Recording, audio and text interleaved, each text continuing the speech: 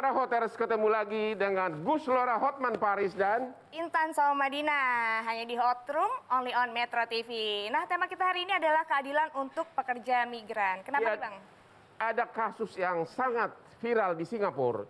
Seorang TKW dari Nganjuk, Jawa Timur memenangkan suatu perkara bernama Partiliani yang menimbulkan kehebohan di Singapura sampai Menteri Kehakiman dan Hakim juga ikut memberikan komentar di Singapura. Bagaimana seorang TKW mengalahkan seorang konglomerat pimpinan tertinggi dari Changi Airport. Wow, ini luar biasa sekali ya, tema yang akan kita bahas hari ini. Nah, saya ingatkan kembali nih untuk Hoters yang punya kasus bisa kirim email atau lalui DM Instagram yang tertera di layar kaca Anda. Dan juga nih Bang, kalau bisa langsung ke IG Hotman Paris Official, the best IG. Dan Hoters juga bisa menonton Hot Room secara streaming di metrotvnews.com dan medcom.id. Nah Bang, sebelum kita lanjutkan perbincangan kita saksikan dulu tayangan berikut ini.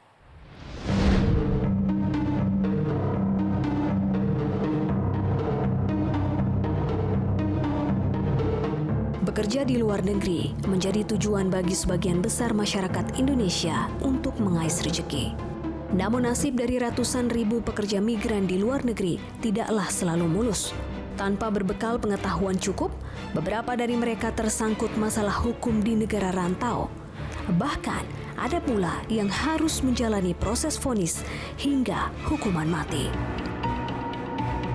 Kini Dewi Keberuntungan sepertinya berpihak pada nasib Partiliani, pekerja migran asal Jawa Timur yang mencari keadilan atas tuduhan pencurian yang dilayangkan oleh majikannya. Usaha yang dilakukan Parti selama 4 tahun akhirnya membuahkan hasil. Pengadilan tinggi setempat menyatakan Parti tidak terbukti bersalah atas tuduhan pencurian. Hari ini totally nggak dihukum, bebas semua dari 4 tuduhan. Saya sangat bahagia dengan orang-orang yang membantu saya. Kuasa hukum Partiliani Anil Narain Balchandani, pengacara pro bono dari Red Lion Circle, mengatakan tuduhan pencurian yang dituduhkan kepada Parti tidak dapat dibuktikan. It was a very, very difficult trial, not just because we knew it was going to last, 10 months. It was a very difficult and long-drawn trial because of the sheer number of items that we had to deal with, or at least I had to deal with. I think a large part of, one of the problems with dealing with FWs, foreign workers and foreign domestic workers, is that they have to present their case, their story in court, and a lot of them are not either confident or they come off as being very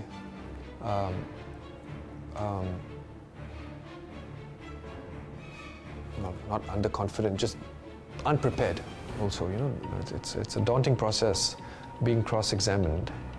That's the real jawbreaker or the backbreaking activity, meeting with them every week, every month, giving them that not incentive but hope that something good can happen.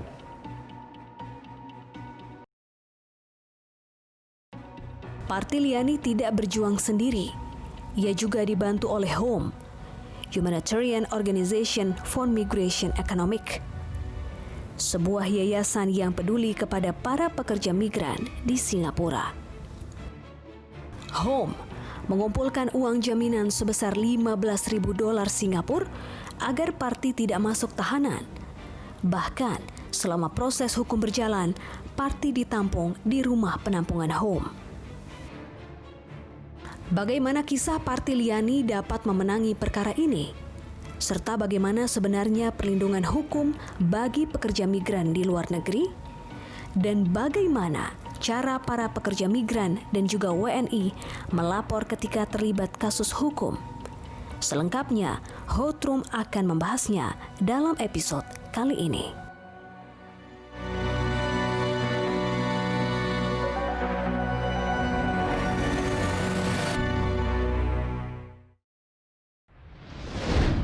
saat ini sudah hadir narasumber-narasumber yang akan membantu kita membedah kasus ini ya Bang ya. Bapak Beni Ramdhani, Kepala Badan Perlindungan Pekerja Migran Indonesia, BP2MI. Ya, Siang, selamat Pak. pagi. Selamat siang. Dan juga ada Ibu Anis Hidayah, pendiri Migrant Care.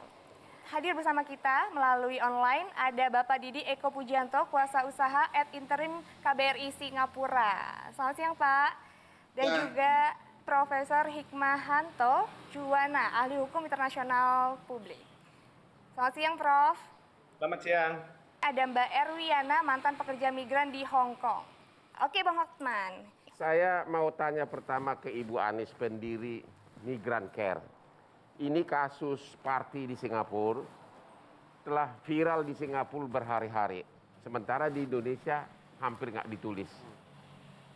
Seorang TKW dari Nganjuk yang sebelumnya divonis 2,5 tahun penjara, kemudian di tingkat banding dibebaskan sampai Menteri Kehakiman Singapura pun kasih komentar. Bisa nggak Ibu Anis sedikit ceritakan kasus ini tentang apa? Ya, jadi Mbak Parti ini sudah bekerja hampir 10 tahun di Singapura, Ya. dan kemudian majikannya konglomerat besar di Singapura melaporkan Mbak Parti atas tuduhan pencurian barang yang kalau ditotal nilainya itu sekitar 1 miliar gitu. Ya. Kemudian ditangkap pada Desember 2016 dan pengadilan distrik atau sama dengan pengadilan negeri di sini memvonis 2 tahun 2 bulan. Tetapi kemudian Mbak Parti yang dibela oleh HUM dan pengacara Anil bisa menang di banding di pengadilan tingkat tinggi dan bebas dari seluruh tuntutan karena tidak terbukti mencuri, karena itu adalah rekayasa dari majikan karena Mbak Parti sesungguhnya semasa bekerja dia juga dipekerjakan secara ilegal di kantor majikannya gitu, yang mestinya itu tidak boleh. Gitu. Sehingga entah kenapa ini si Parti punya keberanian, dia melawan. Dan si Parti itu katanya mau ngadu ke misalnya kementerian apa itu di Singapura? MOM, Ministry of Manpower. Oh, dari Kementerian Tenaga Kerja. Ya. Karena ketakutan dilapor, si majikan ini pecat dia. Ya. Dan dalam 2 jam harus meninggalkan rumah. Kemudian dia disuruh kumpulkan barang-barangnya, bahkan agen tenaga kerjanya pun suppliernya datang. Ya, cuma karena buru-buru semuanya, ada satu box yang berisi barang-barang dari si Parti ini diserahkan ke majikan agar nanti dikirimkan Ke Indonesia dikirimkan. Akhirnya dia pulang. Katanya tahu 2 hari kemudian, itu tahun dari mana, si majikan ini buat laporan polisi karena katanya di box ini ditemukan barang-barang mereka padahal si Partinya sudah pergi. Iya, kemudian bersama pengacaranya melakukan upaya banding. Ya. Karena dinilai janggal gitu ya, gitu, sehingga kejanggalan itu yang kemudian menjadi dasar pengacaranya untuk mengungkap gitu dan jadi bukti baru bahwa sebenarnya ini pidana yang direkayasa gitu. Yang menarik di putusan ini, hakim mengatakan begini, dari segi emosi kejiwaan, si TKW tersebut buru-buru disuruh mengemasi barangnya. Ya bisa aja kecampur sama barang lain. Ya kan? Yang kedua, barang tersebut toh ditinggal juga di majikan, ya, untuk dikirimkan ke Indonesia. Yang paling membebaskan dia di putusan ini, waktu si majikan ini lapor ke polisi, oleh si polisi barang ini tidak disita, dibawa pulang sama si majikan, sehingga barang buktinya menjadi diragukan. Kira-kira begitu. Mungkin ditanya dulu ke. Iya, baik. Kita akan menyapa narasumber kita, Pak Didi. Bagaimana tanggapannya Pak atas kasus ini? Selamat siang. Ya, terima kasih. Nah, ada beberapa poin yang ingin saya share dalam forum yang bagus ini. Yang pertama mengenai kontrak kerja. Dimanapun, setiap kontrak kerja sudah ada term and condition-nya. Kalau misalnya harus bekerja di satu tempat, ya berarti di tempat itu saja dia harus bekerja. Tidak boleh dipekerjakan di tempat lain. Sebetulnya ada 4 poin yang menjadi pertimbangan hakim untuk membebaskan Mbak Yan ini.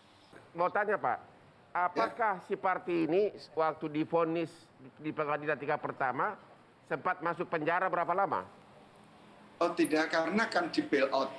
Jadi di sini ada sistem bahwa dengan bail out dengan sejumlah dana dia tidak perlu ditahan. Yang bail out waktu itu siapa? Emang TKW ini punya uang untuk menjamin? dari Home, LSM yang selama ini memberikan bantuan dan penampungan, itu memberikan jaminan kepada pengadilan. Tapi Bang Hotman, mungkin pertanyaannya kenapa harus Home ya Bang ya? Karena kan di sana ada KBRI. Sebetulnya KBRI itu memiliki kerjasama dengan beberapa LSM yang besar di sini. Organisasi besar ini memiliki shelter, sama dengan juga KBRI. Tapi dalam kasus ini, KBRI pada saat itu baru tahu sekarang sesudah viral atau bagaimana? Tidak. Dari awal kita mengetahui. Dari awal kita juga berkomunikasi dengan Pak Anil. Dari awal kita juga berkomunikasi dengan Home. Nah, soal KBRI tidak tampil, mohon dipahami bahwa kami memiliki shelter dan kami setiap kasus itu terus mendampingi.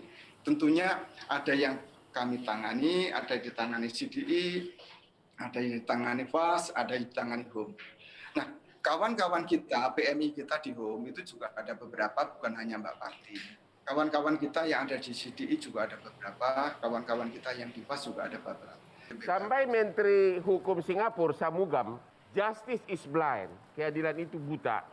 Kalau memang kita salah, kita akan koreksi diri sendiri. Itu hebat, seorang Menteri Hukum sampai turun ikut ngomong di media. Bagaimana komentar Bapak? Luar biasa memang, jadi ada sebuah pengakuan dan juga niatan dari pemerintah Singapura untuk mengkoreksi apa yang telah terjadi. Bahkan katanya Majikaja ini sampai telah mengundurkan diri dari jabatan publik, dari penguasa tertinggi di Changi. Benar nggak? Betul. Dia mengundurkan diri dari seluruh posisi yang dia pangku selama ini. Gini, Bang Hotman, menarik kasus Partiliani. Ya, pertama kasus ini berproses hukum sejak tahun 2016. BP2MI sebagai badan yang diberikan mandat undang-undang untuk memberikan pelindungan kepada pekerja migran Indonesia baru mendapat surat briefing dari KBRI itu tanggal 8 dan tanggal 9. Artinya surat pemberitahuan tentang Partiliani dari KBRI dan itu menjadi tugas KBRI untuk menginfokan kepada kami, ya, mewakili Indonesia yang ada di dalam negeri. Itu 3 dan 4 hari setelah putusan Partiliani. Saya kemarin video call loh, Bang Hotman, dengan Partiliani. Pertama, saya mengucapkan selamat atas kemenangan. Kedua, saya yakinkan Partiliani harus menjadi inspirasi bagi banyak orang. Seorang pembantu rumah tangga berani melakukan perlawanan kepada orang yang memiliki pengaruh besar di Singapura. Dan perlawanan itu tidak hanya dilakukan di pengadilan. Tapi ketika dia sedang bekerja, ditugaskan untuk pekerjaan lain di luar kontrak, dia sudah berani melakukan perlawanan. Ini menjadi inspirasi. Itulah penyebabnya. Ya, ketiga, saya kemarin menyampaikan terima kasih kepada Home, ya, yang telah melakukan pendampingan sehingga kemenangan kasus.